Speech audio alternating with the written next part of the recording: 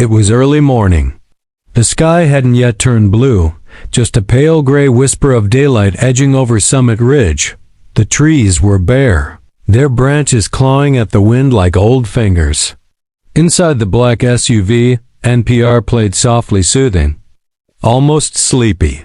Lena Whitaker, 38, sipped lukewarm coffee from a steel travel mug, one hand on the wheel, the other adjusting the belt of her coat. She preferred to start her days earlier than most. It wasn't just discipline. It was instinct to avoid. The stares, the silent questions. What are you doing in this neighborhood? Her SUV rolled through a quiet intersection, smooth as breath. No traffic, no pedestrians, no reason to expect anything. Then, without warning, red and blue lights erupted in her rearview mirror. She pulled over calmly, her face composed her. Fingers steady, but her eyes narrowed. No violation. No speed infraction. No phone in hand. Nothing. Just her. And the cop? The window slid down. Cold air swept in. The officer, a white man, about 40, leaned into the frame, sunglasses hiding his eyes, his tone already shaped by judgment. Good morning. License and registration, please.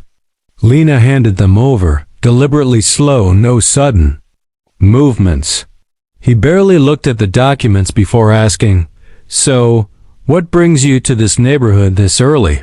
She tilted her head slightly, as if she hadn't heard right. "I'm driving to work." That answer didn't land well. "We've had some unusual traffic around here lately. People don't usually cut through Summit Ridge unless they're up to something." "You live here?" She didn't, not quite. She lived nearby. But that wasn't the point. Inside her palm, her silver ring spun once. A quiet ritual to stay grounded. This was her third stop this year. Each time, a different excuse. But the reason was always the same. Answer too fast. Suspicious. Answer too slow. Defensive. Show frustration. Aggressive. Stay silent. Uncooperative. "I'm heading to the federal building on West 48th, she said, evenly. Beck got a raised eyebrow. A slow, full-body scan from his eyes. "Why would someone like you work there?" Lena didn't flinch. She didn't blink. Stillness was her shield. Then came the test. "Mind if I take a look inside the vehicle?" It wasn't really a question. It was a probe of fear, of power, of what he could get away with before anyone noticed. Lena turned toward him with practiced calm. "Is there a legal reason for a search?" Not defiant, just clear. His jaw tightened. He hadn't expected that someone who spoke the language of rights better than he did. He glanced past her to the back seat, still fishing for a reason that hadn't happened yet. "Just routine," he said. "You know, with all the carjackings." Lately, carjackings. It was always something. Always vague. Always just official enough to hold up if pressed, but soft enough to vanish if challenged. She didn't reply. She didn't need to. What he didn't know was that a federal issued dashcam near her dashboard had been recording from the second his lights turned on. Standard protocol. Internal investigators like Lena didn't improvise. They documented. She worked for the Bureau's Office of Internal Responsibility. Her job was to investigate misconduct, often from people just like him. She built cases. From body cam gaps, quiet policy violations, and sloppily written reports. She had seen the patterns before they made the news, and she knew this stop wasn't random. She didn't move, but she pressed a silent button beneath the steering column. With her thumb. It sent a timestamp ping to Bureau systems, nothing flashy. Just a signal. Something's happening. Outside. The officer paced, thinking, deciding. Her calm unnerved him. Everything seems clean. He finally said, still holding her license. "Just being cautious, you know, with everything in the news." "You stopped me without cause," Lena said. "That's not caution. That's profiling." He bristled. "Ma'am, I'm just trying to keep the community safe." That word again, safe. Safety was the shield they used to demand silence. Safety meant submission.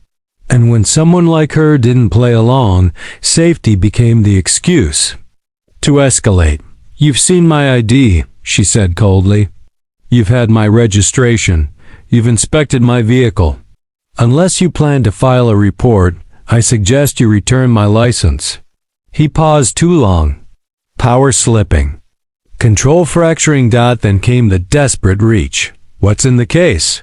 He asked, nodding to a black hardshell briefcase in her back seat. Documents? May I take a look? She didn't answer. Didn't need to. The silence said everything. Her restraint was louder than anger. Rayleigh shifted again. Uncertain now. Where did you say you worked? I didn't. Another pause. Then, finally, he handed back her license. All right. Drive safe. She took it without thanks. Pulled off slowly, deliberately. She didn't speed. She let his patrol car shrink in the mirror. 5 minutes later, she arrived at the federal building. The guard recognized her instantly. Morning, Agent Whitaker. She nodded, entered the garage, parked inside the SUV. She sat in the quiet. Then pulled up the Secure Bureau app and uploaded the footage. She filed it. Unjustified stop, Suburban Precinct 6A. Noted. No legal cause. Procedural ambiguity. Officer used vague criminal pretext. Dashcam active throughout. She didn't add emotion. She didn't need to. The truth had been captured. She didn't plan to tell anyone. She rarely did. Stops like that were too common, too quiet, too easy to ignore. But something about his smirk about drive safe lingered. By 8:06 a.m. She'd sent the footage to her superior, Deborah Clean. The reply came minutes later. I'll bring this to oversight. You okay? I'm fine. Just tired. True. But not complete. By noon, word reached Internal Affairs. Her stop matched 2 others in the same area, same vague reasons, same demographic. All logged as preventative. None resulted in arrest. None ever made the news, but Lena's case was different. She was one of theirs. And that changed everything. By 1:30 p.m., Officer Rayleigh received a formal inquiry. His stop had triggered a match. He recognized her name, realized she'd been quoted. In bureau memos on bias protocols, he didn't panic. Not at first. He wrote the report. Carefully. He left out the neighborhood comment, omitted the request to search without cause, framed it as a routine patrol, said she was calm but non-cooperative. Classic deflection. But the video said otherwise. At 4:10 p.m., the Internal Review Board watched the clip. Lena wasn't in the room. She didn't need to be. Her voice measured, and firm carried more weight than outrage ever could. They watched. His body language, the pause, the trunk tap, the briefcase question. They made 3 decisions.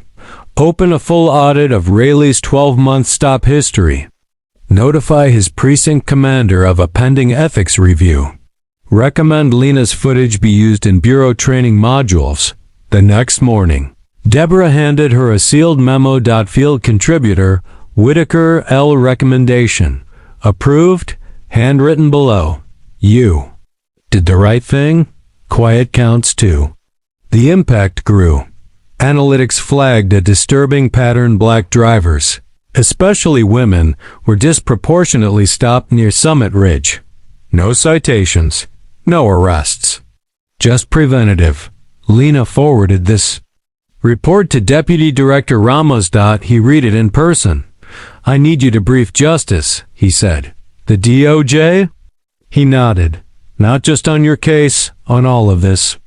In a beige conference room across from federal attorneys, Lena walked them through the footage. Hers and others. Same stops, same tone, same questions, same silence. Then the numbers. Unarguable. Cold, clear. This isn't about bad apples, she said. It's about the environment that tells them they'll never rot. They listened. They took notes. They asked for more. By the end, the DOJ committed to issuing recommendations starting with that precinct, expanding outward. Within days, mandatory reviews were ordered across all flagged suburban zones. Rayleigh's record was reopened. Old complaints revisited. Silence had rippled into something louder than noise. Lena received quiet emails. Thank you. I didn't realize what it looked like. You reminded me why this matters. One stood out. From a black sergeant nearby. My niece drives that route. I used to tell her to stay quiet. Now I tell her to keep a dash cam. Not justice yet, but it's a start. She printed that one, taped it inside her locker. Late one night, Lena stood in front of her bathroom mirror. Jacket still on, tie undone. The city hummed outside. She replayed the stop. Not out of doubt, but because she knew how close it came to going differently. What if she'd moved faster? What if she didn't have the badge? That thought haunted her, because for every Lena Whitaker, there were thousands more. Same skin, same zip code. No badge, no footage. No report. Justice, she thought, doesn't always wear a robe. Sometimes it looks like a quiet woman in an SUV with a camera. Sometimes it sounds like, is there a legal reason for a search? And sometimes it's a habit being broken, one stop, one shift, one silence at a time.